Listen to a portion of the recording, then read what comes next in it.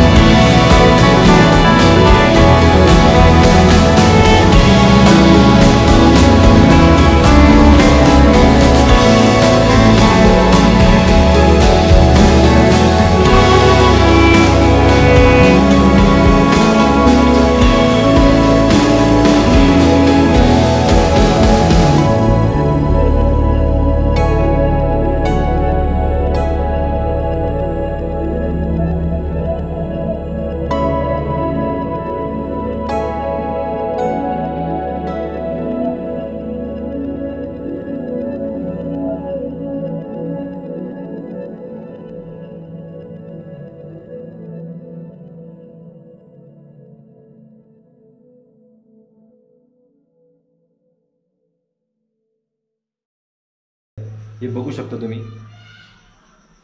हे असं फक्त मला दिसतंय ते आपलं हे दगडाचं कोरीव काम दिसतंय, पण ते रिअलमध्ये असं वाटतंय ना की एकदम सिमेंटचं जसं करतात ना तसंच वाटतंय ते. पण एवढं बारीक त्यावेळेस बनवलेलं कसं असेल तर हे बघण्यासाठी महादेवाच्या मंदिराला या पिशोरच्या गावाला या ठिकाणी येऊन नक्की भेट द्या आणि यावरचं कोरीव काम आहे ना हे नक्की बघा तुम्ही, कारण हे बघू शकता एवढं फिनिशिंगमध्ये आहे ना, अक्षरशः कुठं तुटलेलं नाही, कुठं काहीच नाही आहे, एवढं फिनिशिंगमध्ये याचं कोरीव काम बघू शकता तुम्ही. खूप नाजूक नाजूक काम केलेलं आहे आणि अतिशय डोळे एकदम हे होऊन जातात की आपण जर बारकाईने बघितलं ना तर खरंच एकदम कोरीव काम खूप अतिशय बारीक आहे. आणि किती वेळ लागला असेल.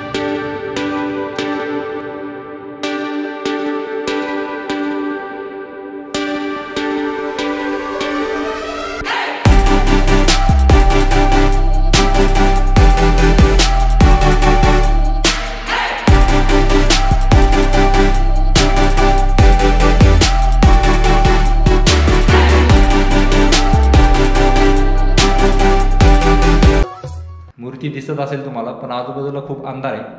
आणि अशा प्रकारे हे मंदिर आहे, खूप बघण्यासारखं होतं. आणि मित्रांनो, आज आपण मुर्डेश्वर महादेवाचं मंदिर आणि रत्नेश्वर महादेवाचं मंदिर असे 2 मंदिर एक्सप्लोअर केले, ते पण एका दिवसात. आणि सकाळीच खूप निघलो होतो मी 12 वाजेपर्यंत. 12 वाजेपर्यंत मी मुर्डेश्वर महादेवाचं मंदिर पूर्ण शूट करून त्या ठिकाणून निघालो. आणि आता जवळपास 3 वाजलेले आहेत. महादेवाचं मंदिरसुद्धा लवकरात लवकर व्हिडिओ शूट झालेला आहे.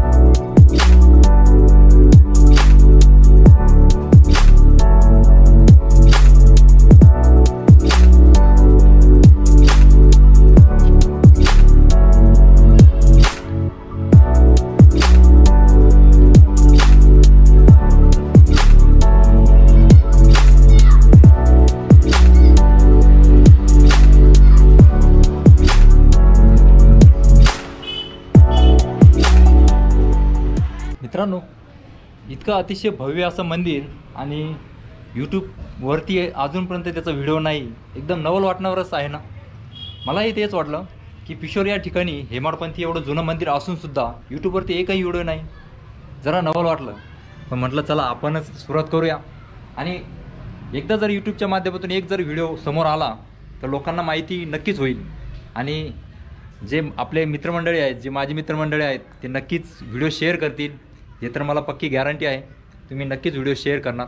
आणि जे पिशोर गावातील जे आहेत त्यांना एक रिक्वेस्ट आहे माझी की या मंदिराचा हा व्हिडिओ तुम्ही जास्तीत जास्त मित्रांना शेअर करा किंवा आजूबाजूच्या खेड्यापाड्यांना शेअर करा, म्हणजे ते गावकरी दुसऱ्या गावाला शेअर करतील. या मंदिराची प्रसिद्धी खूप वाढेल. आणि हे जे पिशोर गाव आहे हे बाजारपेठेमुळं खूप मोठं गाव आहे. तुम्ही आतमध्ये मंदिरात जवळ येताल ना, मंदिराच्या दिशेनं खूप गल्ल्या लागतात, कारण मी पण गोंधळलो होतो. अक्षरशः खूप गल्ली आहे या ठिकाणी, खूप मोठं गाव आहे. आणि त्या गावातच इतकं सुंदर असं महादेवाचं मंदिर आहे. आणि या ठिकाणी विठ्ठल रुक्माईचं मंदिर आहे, बघू शकता. जवळपास पूर्ण परिसरामध्ये हेमाडपंथी खांब आणि नक्षीकामाचं आपल्याला नजारा या ठिकाणी बघायला मिळतोच आहे ना. मंदिर आहे आणि एक अतिशय मनाला एक हे वाटतं आहे की आपण एक पुरातन मंदिर लोकांच्या समोर मांडण्याचा मी प्रयत्न केलेला आहे. आणि ते कितपत तुम्हाला आवडला, हा व्हिडिओ कितपत तुम्हाला आवडला ते नक्कीच कमेंट बॉक्समध्ये नक्कीच कळवा. आणि व्हिडिओला एक लाईक करायला विसरू नका. आणि मित्रांनो, जे पिशोर गावचे असतील मित्रमंडळी त्यांना सांगा की आपल्या चॅनलला सबस्क्राईब नक्की करा. आणि जे नवीन बघतायत त्यांनी तर नक्कीच सबस्क्राईब करा. आणि आपण असंच पुरातन मंदिरं, पुरातन स्थळे, पर्यटन स्थळे आणि गडकिल्ले हे आपण यूट्यूबच्या माध्यमातून आपल्या चॅनलवरती दाखवत असतो. आणि बरेच दिवस झाले आपण गडकोटावरती केलेलं नाही आहे. तर बघाल मी जो होता होईल आपला पुढचा नेक्स्ट व्हिडिओ हा किल्ल्यावरतीच असेल. तसं शुअर मी नाही सांगू शकत, पण असं वाटेल की पुढचा व्हिडिओ हा एखाद्या किल्ल्यावरतीच असेल. कारण खूप दिवस झाले किल्ला केलेला नाही. अक्षरशः किल्ल्याचे बुरुज, तटबंदी, प्रवेशद्वार, गोमुखाचे प्रवेशद्वार एकदम बघायचं खूप इच्छा होती आहे. पण या लॉकडाऊनमुळे बरेचसे कामं बंद पडली होती. पण आता बरेचसे कामं सुरुवात केलेली आहे. कालपासून मंदिराचे दरवाजेसुद्धा उघडलेले आहे. आणि आपण आता श्री क्षेत्र जेवढे असतील त्या ठिकाणी आपण जाऊन दर्शन भाविक घेऊ शकता. कारण 7 ते 8 महिने झालेत भाविकांनी दर्शन घेतलेलं नाही आहे. आणि त्यानिमित्तच मी आज बाहेर पडलो आणि दोन महादेवाच्या मंदिराचे मी आज दर्शन घेतलेले आहे. आणि तेच तुम्हाला 2 व्हिडिओच्या माध्यमातून तुम्हाला ते दर्शन घडवलेलं आहे. नक्कीच व्हिडिओ आवडला असेल तर एक लाईक नक्की करा. चला तर मग आता मी पुढच्या भटकंतीसाठी निघतो आहे. कारण आता वाजले 3.